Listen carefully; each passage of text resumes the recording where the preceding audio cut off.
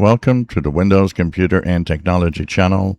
And we talked about the search function in Windows when you use search, which is something that I find extremely useful.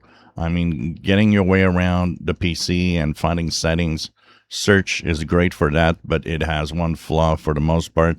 If you haven't changed the settings, it actually searches for too many things, gives you Bing results, might show you apps in the Microsoft Store, all the things that you don't want. You want to have a straight search for either a file or an app already on your PC.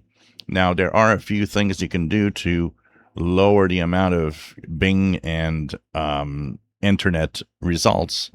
But what is interesting is that right now being tested in the insider rings is that there will be new search settings, and you will be able to toggle on and off, not just searching of the results without having any search for internet stuff. So like show search highlights, which would also give you results of Bing and so on.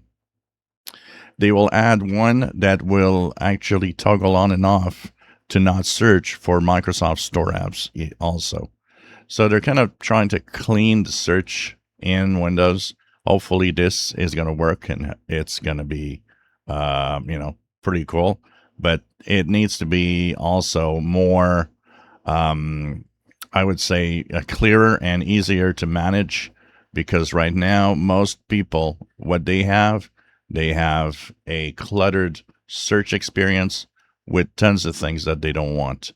So this is going to be interesting to see once they go through and make sure that, we get control of the search back. This is what we want because search is extremely useful. If you haven't used it, make sure that you toggle all the search stuff off in the settings and then use it because it is truly helpful when you don't know what to do. Searching for settings is actually a very, very fast way of finding what you want. If you enjoy my videos, please subscribe, give us thumbs up. Thank you for watching.